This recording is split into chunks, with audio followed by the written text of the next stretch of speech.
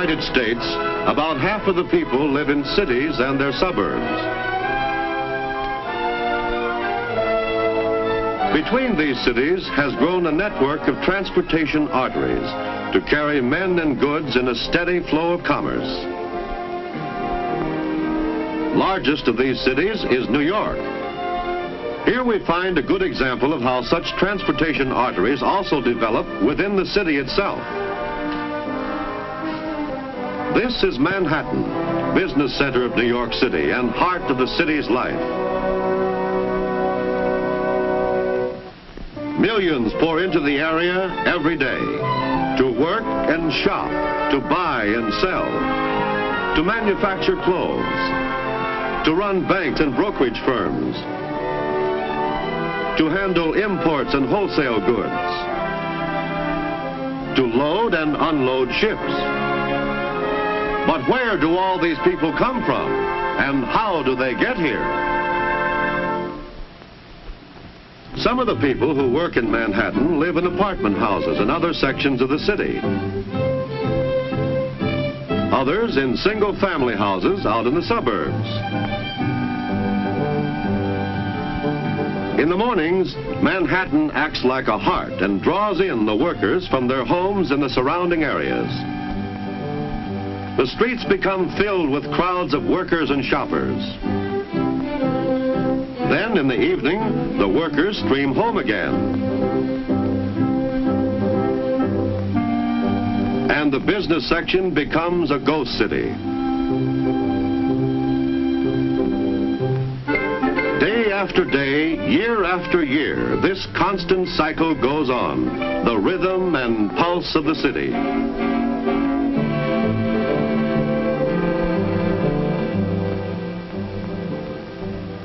When work is over, New Yorkers, like people everywhere, seek places of recreation. Sometimes they go to Coney Island, or more distant beaches, or Broadway, or just relax at a ball game.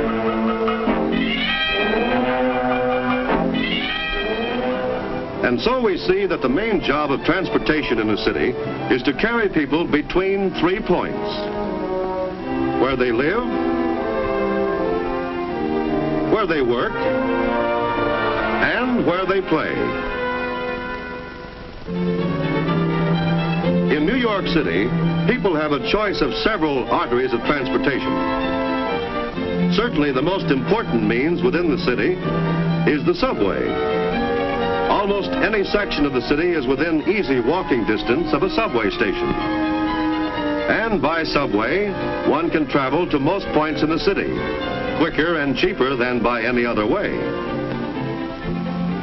The subway schedules are arranged to meet the changing flow of traffic. In the early morning, there is heavy subway travel, followed by a slackening.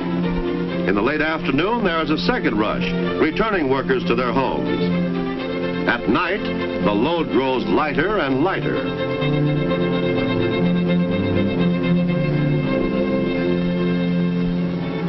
Because the subways serve only the city, suburban trains take their place in providing transportation to and from outlying communities.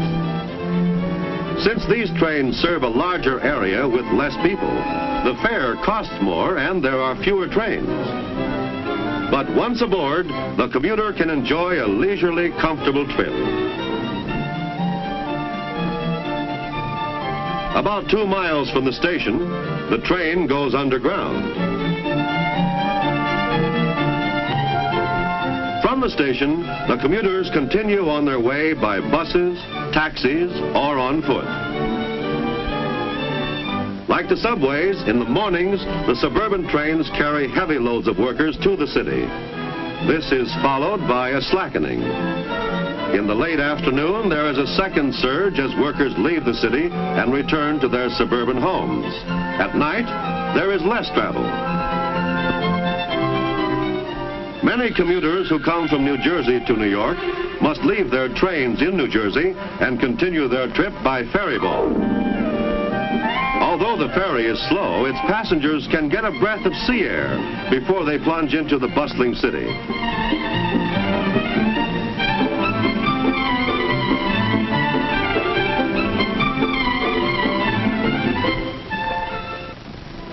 New York, the bus lines form another important artery. Their routes weave a tightly laced pattern over the face of lower Manhattan, and one can find a convenient bus line almost anywhere in the city. Buses are slower than the subway, but they offer the pleasure of being able to see store windows and the people of the city as they work and play.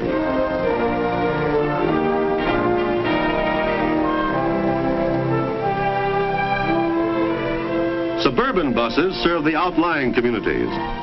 When these reach the city, they usually transfer their passengers to the subway, which is faster.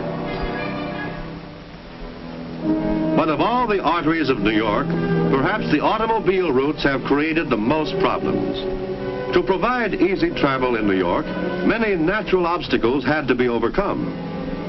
For one thing, bridges had to be built to Manhattan, since it is an island surrounded by broad rivers. With the development of steel cables, modern suspension bridges became possible, and during the last century, one bridge after another has been built across the rivers.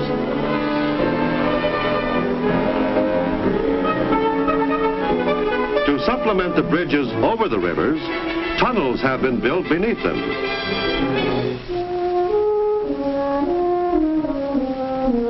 Together, the bridges and the tunnels make possible a steady stream of traffic in and out of Manhattan.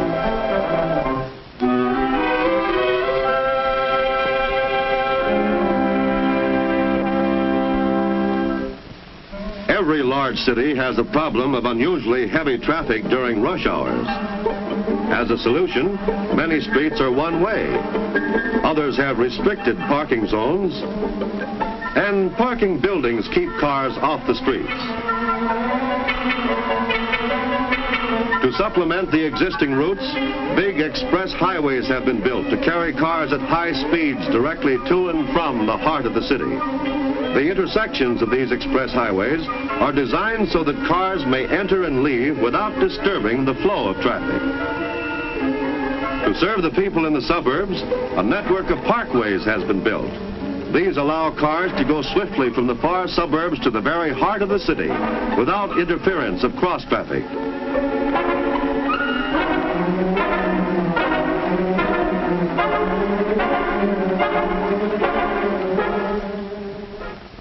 And so, by day and night, year after year, these arteries of New York throb steadily, their pulse timed to the life of the city.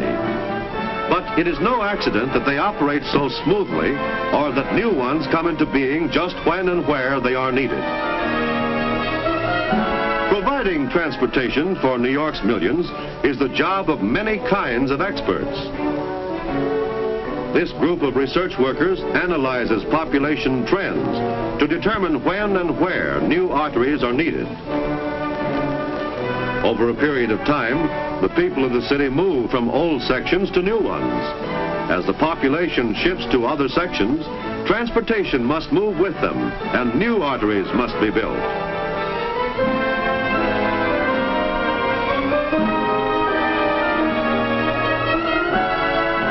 With the development of new sources of power and faster transportation, there will be new problems to solve. But New York, like all progressive cities, is studying and planning today to provide the arteries for tomorrow, through which flow the lifeblood of the city.